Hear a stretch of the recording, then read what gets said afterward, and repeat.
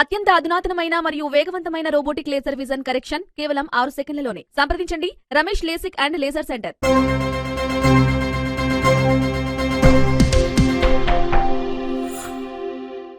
నమస్తే, welcome to Vihari round up.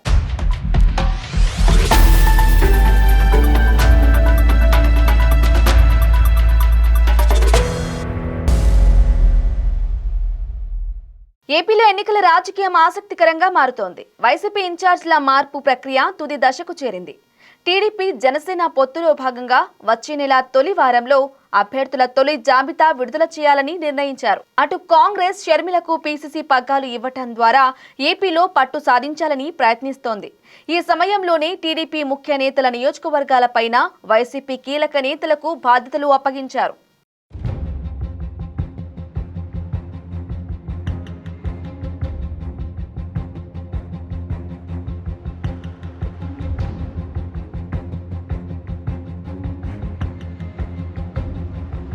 ఏపీలో ఎన్నికలు పార్టీలకు ప్రతిష్టాత్మకంగా మారుతున్నాయి.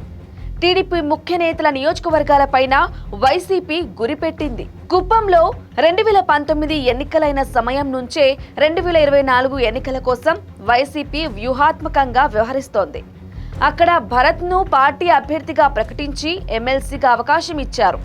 వచ్చే ఎన్నికల్లో వైనాడ్ కుప్పంతో వైసీపీ బరిలోకి దిగుతోంది. ఈ సమయంలోనే చంద్రబాబు అలర్ట్ అయ్యారు. ప్రతి 3 నెలలకు ఒకసారి 3 రోజులు కుప్పంలో పర్యటిస్తున్నారు. ఇదే విధంగా హిందూపురం, కుప్పం నియోజకవర్గాలను వైసీపీ సీరియస్ గా తీసుకుంది. హిందూపురంలో ఎన్నికల బాధ్యతలను సీనియర్ మంత్రి పెద్దిరెడ్డి రామచంద్రారెడ్డి పర్యవేక్షిస్తున్నారు. టీడీపీ నేత నారా లోకేష్ పోటీ చేస్తున్న మంగళగిరిలో ఇప్పుడు వైసీపీ ముఖ్య నేత విజయసాయిరెడ్డి రంగంలోకి దిగారు. 2019లో ఇదే నియోజకవర్గం నుంచి ఓడిన లోకేష్ వచ్చే ఎన్నికల్లో గెలుపు కోసం ప్రయత్నాలు చేస్తున్నారు. ఇదే సమయంలో వైసీపీ నుంచి 2 సార్లు ఎమ్మెల్యేగా గెలిచిన ఆర్కే పార్టీ వీరారు. తాజాగా కాంగ్రెస్ లో చేరారు. అక్కడి నుంచి వచ్చే ఎన్నికల్లో వైసీపీ అభ్యర్థిగా గంజి చిరంజీవి పోటీ చేయడం దాదాపు ఖాయమైంది. వైసీపీని ఆర్కే వీడటంతో సమన్వయం సమస్య లేకుండా సాయిరెడ్డి పార్టీ నేతలతో మంతనాలు సాగిస్తున్నారు. అందులో భాగంగా స్థానిక సామాజిక సమీకరణాలను అనుకూలంగా మలుచుకునే ప్రయత్నాలు ప్రారంభించారు. ఈ నెల 31న మంగళగిరిలో వైసీపీ సామాజిక సాధికార బస్సు యాత్ర నిర్వహించాలని నిర్ణయించారు. వచ్చే ఎన్నికల్లోనూ తమ పార్టీ అభ్యర్థి గంజి చిరంజీవి తప్పక విజయం సాధిస్తారని విజయసాయిరెడ్డి ధీమా వ్యక్తం చేశారు. మంగళగిరిలో గతంలో తెలుగుదేశం పార్టీ గెలిచిన దాఖలాలు ఎక్కడా లేవని, వచ్చే ఎన్నికల్లో ఆ పార్టీ అభ్యర్థి నారా లోకేష్ ఓటమి తథ్యమని అన్నారు. ఈ నియోజకవర్గంలో వైఎస్ఆర్ కాంగ్రెస్ పార్టీ నుంచి వెనుకబడిన సామాజిక వర్గానికి చెందిన వ్యక్తి పోటీలో నిలబడుతున్నారని చెప్పారు. నియోజకవర్గంలో బీసీ, బడుగు, బలహీన వర్గాలకు చెందిన ప్రజలు వైసీపీ అభ్యర్థిని గెలిపించుకుంటారని, అలాగే రాబోయే ఎన్నికల్లో ఆయా వర్గాల ప్రజలు వైఎస్ జగన్ కు మరోమారు ముఖ్యమంత్రి చేస్తారని బలంగా నమ్ముతున్నామని సాయిరెడ్డి చెప్పుకొచ్చారు. తెలంగాణ ప్రభుత్వానికి కేంద్రం గుడ్ న్యూస్ చెప్పింది. హైదరాబాద్ మెహదీపట్నంలో స్కై వాక్ నిర్మాణానికి రక్షణ శాఖ భూములు ఇచ్చేందుకు కేంద్ర ప్రభుత్వం అంగీకరించింది. మెహదీపట్నంలోని 3,380 చదరపు గజాలను రాష్ట్ర ప్రభుత్వానికి అప్పగించేందుకు రక్షణ శాఖ ఆమోదం తెలిపింది. బదిలీ చేసిన భూములకు బదులుగా రక్షణ శాఖకు 15 లక్షల విలువైన మౌలిక వసతులను రాష్ట్ర ప్రభుత్వం కల్పించాల్సి ఉంటుంది. మరికొంత భూమికి 10 ఏళ్ల పాటు లైసెన్స్ రుసుము చెల్లించాలి.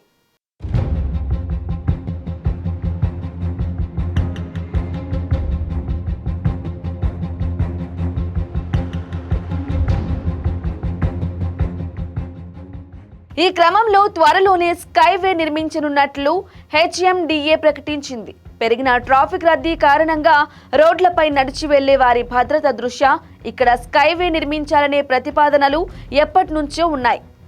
రైతు బజార్ ప్రాంతంలో ఉన్న తమ భూములను ఇచ్చేందుకు కేంద్ర రక్షణ శాఖ అంగీకరించకపోవడంతో పీట ముడి పడింది.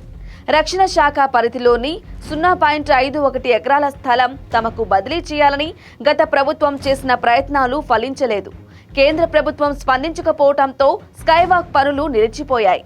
దీంతో అత్యంత రద్దీగా ఉండే మెహదీపట్నం రైతు బజార్ ప్రాంతంలో ట్రాఫిక్ సమస్య రోజు రోజుకు పెరిగిపోయింది.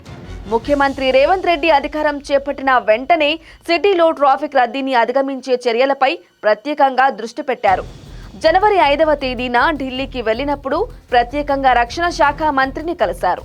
అక్కడున్న రక్షణ శాఖ భూములను తమకు బదిలీ చేయాల్సిన అవసరాన్ని వివరించడంతో మంత్రి సానుకూలంగా స్పందించారు. అక్కడున్న డిఫెన్స్ జోన్కు ఇబ్బంది లేకుండా కేంద్ర ప్రభుత్వం సూచించిన మార్పులకు అనుగుణంగా స్కైవే డిజైన్లో సీఎం పలు మార్పులు చేయించారు. సవరించిన కొత్త ప్రతిపాదనలను ఇటీవలే కేంద్రానికి పంపించారు. స్కైవే నిర్మాణానికి అవసరమైన మేరకు భూములను కేటాయించేందుకు కేంద్ర ప్రభుత్వం బుధవారం ఆమోదం తెలిపింది. మొత్తం 3,380 చదరపు గజాల స్థలాన్ని తెలంగాణ ప్రభుత్వానికి అప్పగించనుంది. బదిలీ చేసిన భూములకు బదులుగా కేంద్రం డిఫెన్స్ విభాగానికి 15.15 కోట్ల విలువైన మౌలిక వసతులు కల్పించాల్సి ఉంటుంది. మరికొంత స్థలానికి 10 ఏళ్ల పాటు లైసెన్స్ రుసుం చెల్లించాలనే నిబంధన విధించింది. 4 వారాల్లోనే ఈ భూములను అప్పగించేందుకు కేంద్ర రక్షణ శాఖ అంగీకరించింది. దీంతో మెహదీపట్నం స్కైవాక్ పనులకున్న ప్రధాన అడ్డంకి తొలగిపోయింది. ముంబై హైవేలో అత్యంత కీలకమైన రైతు బజార్ జంక్షన్లో ట్రాఫిక్ సమస్యకు పరిష్కారం లభించనుంది. వీలైనంత వేగంగా ఈ స్కైవే నిర్మాణం చేపట్టాలని ముఖ్యమంత్రి సంబంధిత అధికారులను ఆదేశించారు.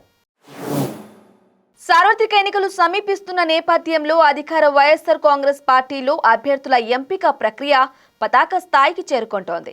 ఇప్పటికే కొన్ని లోక్సభ, అసెంబ్లీ నియోజకవర్గాలకు కొత్త ఇన్ఛార్జ్లను నియమించింది. 4 విడతల్లో జాబితాలు వెలువడ్డాయి. 5 లిస్టుపై కసరత్తు పూర్తయింది. నేడో రేపో ఈ జాబితా వెలువడొచ్చు.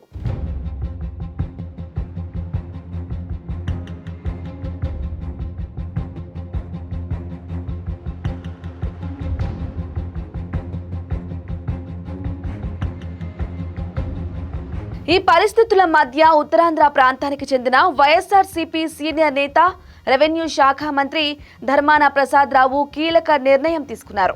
వచ్చే ఎన్నికల్లో పోటీ చేయకూడదని నిర్ణయించారు. ఎన్నికల్లో తన అభ్యర్థిత్వాన్ని పరిశీలన కోసం తీసుకోవద్దని ముఖ్యమంత్రి వైఎస్ జగన్మోహన్ రెడ్డికి సూచించారు. ఈ విషయాన్ని ఆయనే స్వయంగా వెల్లడించారు. వచ్చే ఎన్నికల్లో పోటీ చేయకుండా విశ్రాంతి తీసుకోవాలని భావిస్తున్నట్లు తెలిపారు. తన నిర్ణయాన్ని వైఎస్ జగన్ దృష్టికి తీసుకెళ్లానని పేర్కొన్నారు. యువ నేతగా ఉన్నప్పుడే రాజకీయాల్లోకి అడుగు పెట్టానని, 33 సంవత్సరాలకే మంత్రిని అయ్యానని అన్నారు. సుదీర్ఘకాలం కొనసాగుతున్నానని గుర్తు చేశారు. అందుకే కాస్త ముందుగా ప్రత్యక్ష రాజకీయాల నుంచి విశ్రాంతి తీసుకోవాలనే ఆలోచనలో ఉన్నానని ధర్మన అన్నారు. తన నియోజకవర్గంలో పార్టీని నిలబెట్టే అభ్యర్థి విజయానికి కృషి చేస్తూ పార్టీ కార్యక్రమాల్లో విస్తృతంగా పాల్గొనాలనేది తమ అభిమతమని వివరించారు. తన నిర్ణయాన్ని వైఎస్ జగన్ కు వివరించారని అన్నారు. దీనికి జగన్ సానుకూలంగా లేరని, తాను విశ్రాంతి తీసుకుంటానంటే ఒప్పుకోవట్లేదని ధర్మాన చెప్పారు. ఈ ఒక్కసారి పోటీ చేయాలని, విశ్రాంతి గురించి ఆ తరువాతి ఎన్నికల నాటికి చూద్దామని జగన్ కోరారని అన్నారు. ఈ విషయంలో ప్రజలు తీసుకునే నిర్ణయానికి కట్టుబడి ఉంటానని ఆయన వ్యాఖ్యానించారు.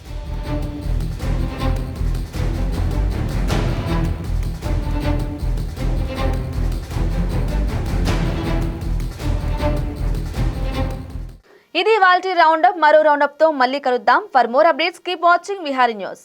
ఓ ప్రజాస్వామ్యం నడించాలి, మన జీవితాలు బాగుపడాలని చెప్పంటే ఆరోగ్యకరమైన చర్చ, ఆలోచన పెంచే చర్చ కావాలి. అలాంటి చర్చను చేపడుతున్నారు Vihari news. Subscribe to Vihari news. Vihari న్యూస్కి మీరు సబ్స్క్రైబ్ చేయాలి, మీరు చూడాలి. ఈ విహారీ న్యూస్ వాస్తవాలు చూపిస్తుంది, ఎవరికి లొంగదు. ఎక్కడ గ్రౌండ్లో ఏం రిపోర్ట్ చేస్తారు అదే వచ్చి మీకు చూపిస్తారు. సో ఈ ఛానల్ గట్టిగా ఉన్నది అండ్ చాలా విశ్వాసంతో ఉన్నది అండ్ ఆనెస్ట్గా రిపోర్ట్ చేస్తుంది. దానికోసం మీరు అందరు విహారీ న్యూస్ సబ్స్క్రైబ్ చేసుకోవాలి, చూడాలి, దీనికి గట్టిగా చేయాలి. జై హింద్, ధన్యవాదాలు. వాస్తవాలను తెలుసుకోవటానికి విహారీ న్యూస్ను చూడండి. మీ సెల్ ఫోన్లోనో కంప్యూటర్లోనో విహారీ బటన్ నొక్కి విహారీ ఛానల్ను ఆదరించండి. ప్రజల సమస్యలపైన, ప్రజల పక్షాన ప్రజలకి వాస్తవాలు తెలియజేస్తూ అనేక ఇంటర్వ్యూలు చేసి ప్రజలకి చేరుగా ఉంటున్న ఏదైతే విహారీ ఛానల్ని అందరూ తెలంగాణలో ఉన్న ప్రజలు, నిరుద్యోగులందరూ కూడా సబ్స్క్రైబ్ చేయవలసిందిగా కోరుతున్నాను.